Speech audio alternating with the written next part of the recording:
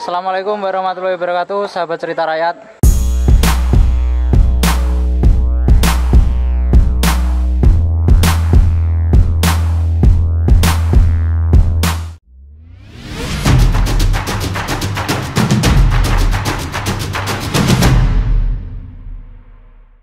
Cerita rakyat ID Subscribe. Nah,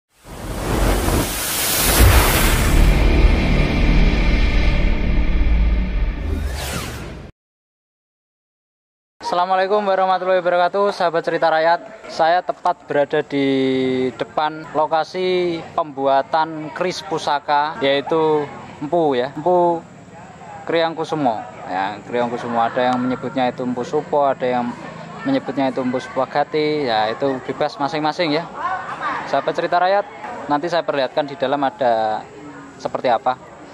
Yang jelas tempat ini sangat disakralkan. Di dalamnya ada beberapa batu bata yang ukurannya tidak lazim seperti bata zaman sekarang.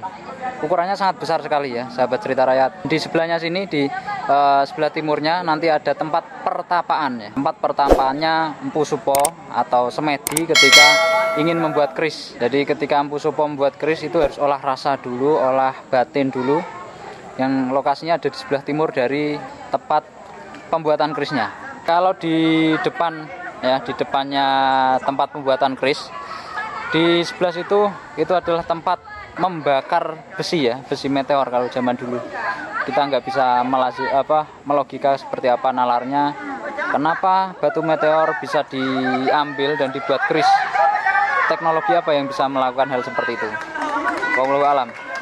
Itu lokasinya tempat membakar besi ya, di situ. Terus ketika besi sudah dibakar, biasanya kan dicelupkan untuk menyepuhkan. Nah, menyepuhkan itu berada di sebelah barat, yang itu air sumber panas. Lokasinya ada di sebelah timur, air sumber panas. Di sebelah baratnya kayangan api ini atau situs api ini, itu posisinya airnya mengeluarkan aroma-aroma yang saya rasa kalau dibilang nggak sedap tidak, memang itu khas ya aromanya di sebelah barat. Yang nanti di channel yang lain kan itu dipakai untuk menyembuhkan penyakit gatal, dan lain sebagainya. Lokasinya berada di sebelah barat situs kayangan api ya. Tapi masih satu komplek, masih satu kesatuan. Kita lihat dulu tempat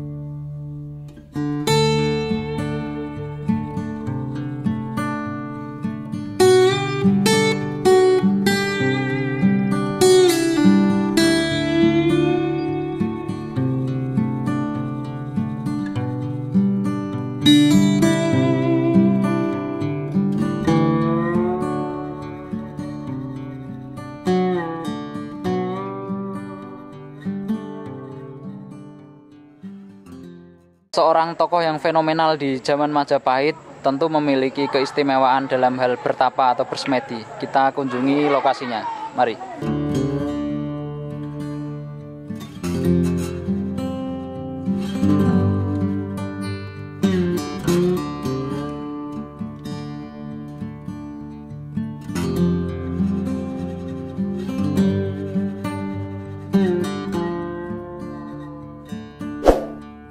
Saya, sahabat cerita rakyat, tepat berada di lokasi mistis. Ternyata di sini tertulis rumah nyepi ya, rumah nyepi kayangan api. Disinilah rumah nyepinya yang Empu Supagati atau yang Kriangkusumo. Kayak gitu, sahabat cerita rakyat. Saya belum masuk ke dalam, tapi dari luar auranya memang sangat-sangat luar biasa. Tapi saya merasakan yang sisi positifnya, sisi positif. Bangunannya luar biasa bagus. Tembok-temboknya ini, rumahnya dikelilingi tembok bata merah. masih baru dibangun, nggak tahu tahun berapa, tapi masih baru karena 2 tahun yang lalu saya sempat ke sini, bangunannya belum seperti ini ya, khususnya tembok-tembok sekitar ini. Ini masih baru dan banyak juga pohon jati besar di sini saya jumpai. Dan jati besarnya ini ditutup oleh kain mori. Saya tunjukkan. Ini kain mori ya, sahabat cerita rakyat. Sebelah sana juga itu kain mori, sahabat cerita rakyat. Mitologinya seperti apa, filosofinya seperti apa, saya nggak tahu pasti. Tapi saya rasa itu adalah cara masyarakat menghormati leluhurnya atau menghormati alam. Ini ya tempat pertapaannya Eyang Kriang Kusumo atau Eyang Empu Supagati. Konon disinilah beliau bertapa. Ya, beliau bertapa untuk membuat suatu keris. Karena keris tidak asal dibuat, tidak asal dicetak, tapi harus ditirakati dulu. Disinilah tempat tirakatnya. Kita cek.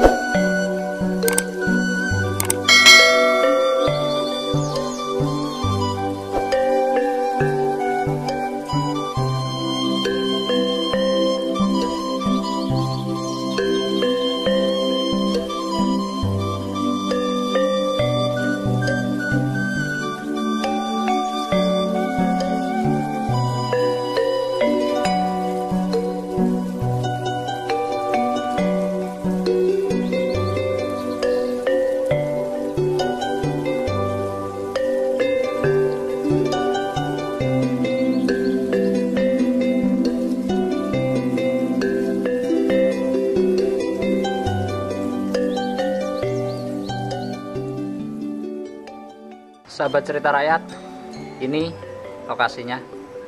Nanti saya tunjukkan di dalam. Ini tempat nyepinya. Ya mohon maaf untuk para pemirsa atau siapapun, kondisinya mohon maaf kurang terawat kayak gitu. Jadi semoga ke depan ada perawatan-perawatan yang lebih intensif, ada perawatan-perawatan yang lebih untuk situs ini. Agar apa? Agar Bojonegoro memiliki ikon wisata. Tidak gampang untuk menampilkan atau memunculkan suatu ikon, apalagi ikon wisata. Membuatnya gampang, menampilkannya untuk ditampilkan di publik juga gampang. Tapi untuk memviralkan, mentenarkan, mengkonsistensikan efek domino atau efek manfaat positifnya setelah dibangun atau setelah dimunculkan, itulah yang perlu diperhatikan, dan itu juga yang paling utama dan paling penting. Kayu papannya penutup cungkup ya, di Jawa itu disebut cungkup. Kayu papannya terkelupas tapi masih terjaga, untuk kemurnian mistisnya masih terjaga, kemurnian siklus alamnya masih terjaga. Nggak ada yang masuk, alhamdulillah. Nggak sembarang orang masuk, karena di lokasi situs ini ada juru kunci, atau penjaga kebersihan juga ada. Saran saya, sahabat cerita rakyat, kalau kesini izin ke beliau. Kalau sekedar wisata ya bebas, karena di sini kan wisata. Tapi kalau ke ranah dunia mistik atau dunia misteri, jangan lupa izin. Saya tunjukkan posisi kanan kiri tempat nyepi atau pertapaan Eyang Kriang Kusumo.